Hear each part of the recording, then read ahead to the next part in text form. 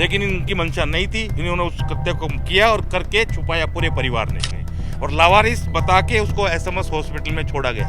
Police में उनको पता है सारी प्रक्रिया कैसे होती है। तो ये चीज़ें इन्होंने की है, ये कृत्य किया है। अगर वो सीआई साहब चाहते, उसका पिता चाहता बच्चे का जिसने मारा उसको, तो सामने हॉस्पिटल है, वहाँ ले जाके उसका इलाज भी करा सकता था, वो बच्चा बच सकता था। वो कब वार कर दे कोई पता नहीं, इतना डर था, इतना डर था, इतना नशा करता था कि हम लोगों को खुद को डर लगता था। 9 से 10 वारदात करी है कॉलोनी में। कभी किसी बच्चे को मारा, कभी किसी को मारा, कभी किसी लड़की को छेड़ दिया, आँख में आया, नमस्ते किया, पत्थर पड़ा है, डंडा पड़ा है, कुछ भी पड़ा है, और सर में मारना। उसका टारगेट रहता था सर, कि भाई ठीक है मारपीट कर ली, हमारा बेटा कहाँ है वो तो बताओ। जिस क्षितिज ने मोहनलाल को मार गिराया वो ये क्षितिज का घर है। इस घर में उसने गाड़ी खड़ी करी और मोहनलाल को गुस्सा करते देख लेके आया घर से निकलकर बल्ला और उस पर ताबड़तोड़ वार करना शुरू कर दिया। हमने उसके घर वालों से भी बात करने की कोशिश की लेकिन कोई बाहर आने को तैयार नहीं है। हम जानना चाहते थे कि आखिर क्षितिज को इतना गुस्सा आया क्यों, क्या वजह रही, मोहनलाल के साथ कोई झगड़ा था या कोई बात थी जिस कारण क्षितिज इतना गुस्सा गया कि उसने जान ले ली। किसी की जान लेना बहुत बड़ी बात होती है। क्या किसी के घर के बाहर हंगामा करना इतना बड़ा अपराध है कि वो किसी की जान ले ले? यही वो जगह है जहां पर क्षितिज ने मोहनलाल को बल्ले से मार मार के गिरा दिया। आप देख सकते हैं किस तरह से उसने तेजी के साथ वो भगकर आया होगा और उसने उस गुस्से में, उस तेजी में आकर उससे बल्ले से वार पे वार कर दी। क्या यही एक पुलिस वाले बेटे का नियम है? क्या यही कानून कहता है कि अगर आप पुलिस वाले के बेटे हो तो आप किसी पे भी वार कर सकते हो, या आपको सरकार ने वो अधिकार दे दिया कि आप जब चाहे जिसको मार सकते हो, आपके हाथों में वो तरीका है कि आप किसी की भी जान पे उतारू हो सकते हो। आप देख सकते हो ये जो घर है क्षितिज का, सब घर के अंदर बैठे हैं पर हमारे बुलाने पर भी कोई बाहर आने को तैयार नहीं है। उसका परिवार मायूस होकर बैठा है, उस बेटे का इंतजार कर रहा है जो बेटा चला गया है। क्या लौट पाएगा उसका बेटा? उसकी माँ की तो सिर्फ और सिर्फ एक ही मांग है कि जैसे और जिसने मेरे बेटे को मारा है मैं भी यही चाहूँगी कि उसको भी वैसी ही सजा मिले। क्या सरकार या प्रशासन उसका साथ देगा या फिर क्षितिज के परिवार का साथ देगा? इस कॉलोनी के कुछ लोगों से और मिलाते हैं, वो बताएंगे हमें कि जो क्षितिज था वो किस तरह का लड़का था। क्षितिज मैम जो लड़का था वो नशे का आदी था, नशा करता था, ड्रग लेता था या सूखा नशा क्या लेता था हमें खैर पता नहीं है इस बात का, लेकिन वो नशा करता था, बहुत हाई लेवल का नशा करता था। और भी पहले कभी उसने कॉलोनी में हंगामे किए? बिल्कुल, पिछले 3-3.5 साल से रह रहे हैं ये लोग, जब से मकान उन्होंने खरीदा है इस कॉलोनी में, जब से रह रहे हैं वो। इन 2.5-3 साल के दौरान कम से कम भी उन्होंने 9 से 10 वारदात करी है कॉलोनी में।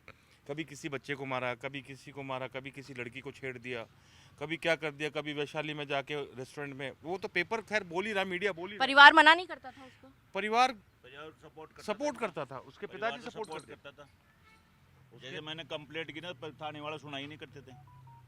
क्या कहते थे? देखते हैं बस, कार्रवाई कर रहे हैं। उसका दबाव बना देते थे कि साहब आप राजीनामा कर लो। क्यों?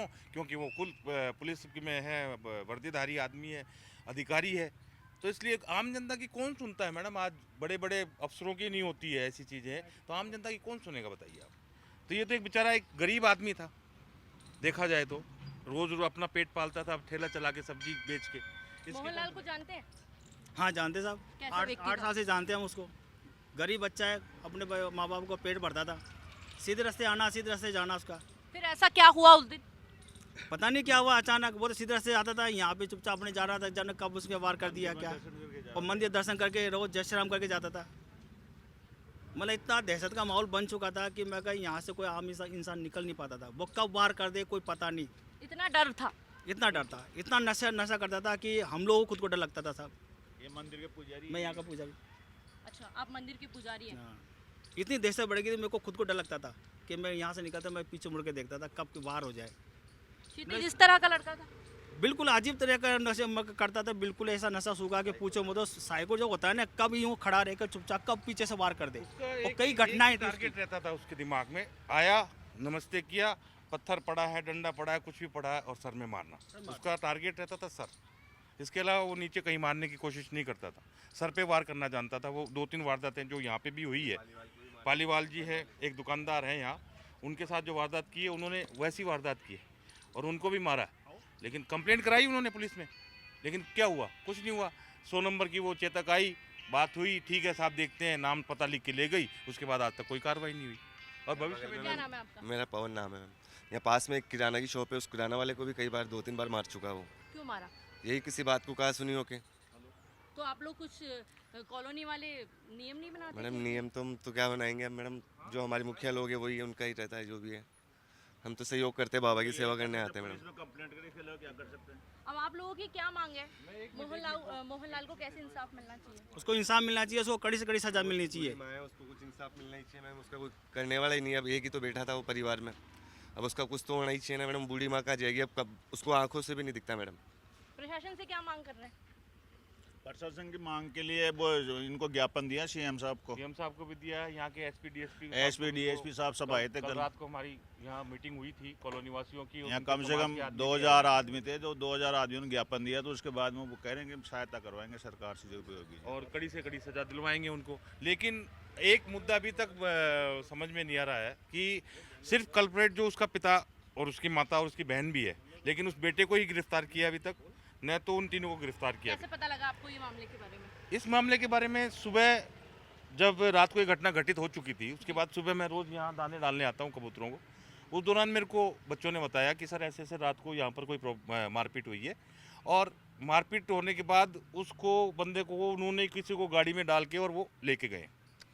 तब मैंने भाई कहा कि उनके घर वालों को आप बताओ अगर ऐसी वारदात है तो बोले सब हम डरते हैं, हमें नहीं पता, हम डर लगता सीआई साहब का, हम नहीं बोलेंगे, ये नहीं बोलेंगे। तो मैंने कहा ठीक है यार, मेरे को बता दो उसका घर कहाँ है, मैं जाके उन घर वालों को इतला दे देता हूँ, कम से कम उनको पता लगे कि भाई मेरा बच्चा कहाँ है। उनको पता ही नहीं अभी तक, रात की घटना है।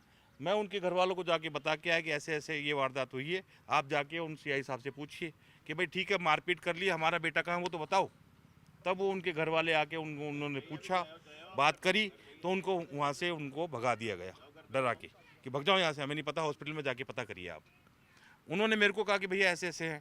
तो मैंने कहा भैया मेरे पास तो इलाज नहीं है, आप कंप्लेंट कर दो थाने में। उन्होंने थाने में कंप्लेंट करी। उस दौरान चेतक आई यहाँ पर।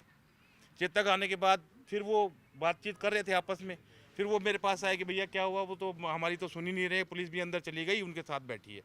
मैं जाके गया और उनको बोला कि भाई क्या बात है, आप इनकी क्यों नहीं सुन रही है, तो बेचारे बाहर खड़े पीड़ित पक्ष तो, और आप इनको अंदर लेके बैठे हो।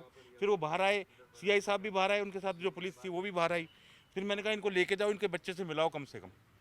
फिर वो लेके गए, थाने लेके गए उनको। थाने में भी 2 घंटे 3 घंटे उनको वेट कराया, जबकि उसकी मृत्यु जो है 10:30 बजे उससे मारपीट की गई थी। 10:40 तक वो घटनाक्रम हुआ जो वीडियो में आ रहा है स्पष्ट। उसके बाद 2 से 3 घंटे में उसकी मौत हो चुकी थी। अगर वो सीआई साहब चाहते, उसका पिता चाहता बच्चे का जिसने मारा उसको, तो सामने हॉस्पिटल है, वहाँ ले जाके उसका इलाज भी करा सकता था, वो बच्चा बच सकता था। लेकिन इनकी मंशा नहीं थी, इन्होंने उस कृत्य को किया और करके छुपाया पूरे परिवार ने। और एक ही बेटा, अभी तो उसका बेटा ही अरेस्ट हुआ है, बाकी तीनों अभी तक खुले घूमे हुए, किसी को अरेस्ट नहीं किया। जबकि वीडियो में साफ साफ दिखाई दे रहा है कि मारने के बाद उसको गाड़ी में चारों परिवार के चारों सदस्यों ने उसको डाला है और यहाँ से लेके गए, और लावारिस बता के उसको एसएमएस हॉस्पिटल में छोड़ा गया है कि साहब हमें तो लावारिस मिला है ये, और अपना इसको एडमिट करिए, या जो भी इनकी प्रक्रिया होती है, क्योंकि पुलिस में उनको पता है सारी प्रक्रिया कैसे होती है। ये चीज़ें इन्होंने की है, ये कृत्य किया है। देख सकते हैं कैसे एक सिर फिरे आदमी की बलि चढ़ गया एक मामूली सब्जी वाला। अब ये मामला बढ़ने को बिल्कुल इसलिए आगे नहीं बढ़ रहा है क्योंकि प्रशासन इस पर लगातार रोक लगा रहा है, और जो बराबर इसके जो पड़ोसी हैं वो ये मांग कर रहे हैं कि मोहनलाल को न्याय मिलना चाहिए। ये गुहार लगा रहे हैं प्रशासन से कि न्याय मिलना चाहिए, क्योंकि वो जो क्षितिज है, कॉलोनी के लोग ये कहते हैं कि जब उनके घर के बाहर से हम निकलते थे तो हमें डर लगता था कि कहीं क्षितिज हमें पीछे से ना मार दे। इतना डर इस कॉलोनी में था। क्या गलती थी उस मोहनलाल की जो मंदिर से जाकर उस गली के पास से निकल रहा था? अब देखना यह है कि प्रशासन इस पर अपनी क्या राय रखती है।